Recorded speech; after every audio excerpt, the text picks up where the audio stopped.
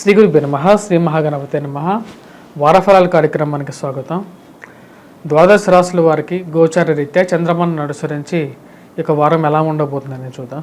కుంభరాశి వారికి ఎలా ఉంది ఈ వారం అనేది చూద్దాం. కుంభరాశి వారికి వచ్చేటప్పటికి ఈ వారం అనుకూలమైనటువంటి ఫలితాలుగానే చెప్పచ్చు. ముఖ్యంగా వచ్చేటప్పటికి ఈ రాశి వారికి మనం గమనించినట్లయితే బుధుడు శుక్రుడు తృతీయంలో సంచారం చేస్తున్నప్పుడు యోగ్యాన్ని ఇవ్వగలుగుతారన్నమాట. పేరు ప్రఖ్యాతులు విషయంతో పాటు ఈ రాశి వారికి ఫైనాన్షియల్ రొటేషన్ అనేది కొంచెం అనుకూలించే విధంగా ఉంటుంది. కానీ ఈ రాశి వారికి వచ్చేటప్పటికి జన్మరాశిలో సంచారం చేస్తున్నటువంటి శని అనుకూలమైనటువంటి ఫలితాలు ఇవ్వట్లేదు. మానసికమైనటువంటి చింతని కలిగిస్తూ ఉంటాడు. మానసికమైనటువంటి బాధను ఎక్కువగా సృష్టిస్తూ ఉంటాడు అన్నమాట. ఆ విషయంలో తగు జాగ్రత్తలు తీసుకోవాలి. ధనస్థానాల్లో ఉన్నటువంటి రాహు ఇరుగు పొరుగు సఖ్యత విషయంలో జాగ్రత్తలు అనేది చాలా ముఖ్యం. చుట్టుపక్కల ఉన్నటువంటి వారు ఎప్పుడు ఏ విషయమైనా సరే మిమ్మల్ని దూషించే విధంగా ఉంటారు కాబట్టి ఆ విషయంలో జాగ్రత్తగా ఉండాలి. అష్టమంలో వచ్చేటప్పటికే కేతుగ్రహ సంచారం జరుగుతున్నప్పుడు జీవిత భాగస్వామి ఆరోగ్య సంబంధితమైన విషయాల్లో వ్యాపార ప్రయత్నాల్లో ఆరోగ్యపరంగా కూడా కొంచెం ప్రతిబంధకాన్ని కలిగించే విధంగా ఉంటుంది. ఈ రాశి వారికి వచ్చేటప్పటికి ముఖ్యంగా మనం గమనించినట్లయితే చతుర్థంలో వచ్చేటప్పటికి రవిగ్రహ సంచారం జరుగుతున్నప్పుడు ఉదర సంబంధితమైనటువంటి వ్యాధులు గ్యాస్ట్రైటిస్ లాంటి బాధలు కలిగించే విధంగా ఉంటుంది. ఓవరాల్గా వచ్చేటప్పటికి రాశి వారికి ఉద్యోగపరంగా వచ్చేటప్పటికి సామాన్యమైనటువంటి ఫలితాలుగానే చెప్పొచ్చు. ఈ వారం ముఖ్యంగా ఆరోగ్యపరంగా జాగ్రత్తలు అనేది చాలా ముఖ్యంగా చెప్పొచ్చు అన్నమాట.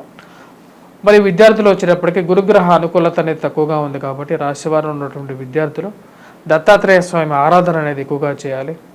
పోటీ పరీక్షల కోసం ప్రిపేర్ అవుతున్నటువంటి వారు 1-2 సార్లు కష్టపడి చదివితే కానీ సామాన్యమైనటువంటి మంచి ఫలితాలు అనేది పొందడం అనేది జరగదు.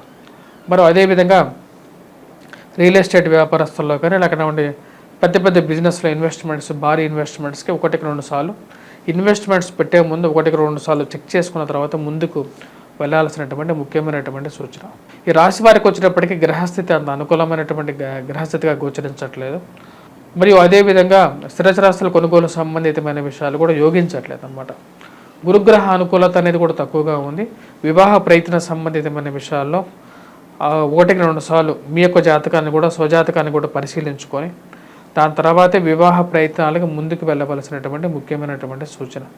ఏలియట్ సైడ్ శని ప్రభావ రీత్యా ఈ యొక్క రాశి వారికి సెల్ఫ్ డ్రైవింగ్ విషయంలో కూడా తగు జాగ్రత్తలు తీసుకోవలసినటువంటి ముఖ్యమైనటువంటి సూచన. అష్టమ దృష్టి అనేది శనికి ఉంటుందన్నమాట. అష్టమ దృష్టి అదేవిధంగా ఈ రాశి వారికి ముఖ్యంగా త్రిపాద దృష్టి 3వ ఇంటిని అదేవిధంగా రాజ్యస్థానాన్ని కూడా చూస్తుంటుంది కాబట్టి ఉద్యోగ ప్రయత్నాల్లో సానుకూలత అనేది తక్కువగా ఉంటుంది. మరిన్ని సానుకూలమైనటువంటి ఫలితాల కోసం శనిని ఎక్కువగా వీరు వెళ్ళి 7 వారాల శని వ్రతాన్ని చేయాలి.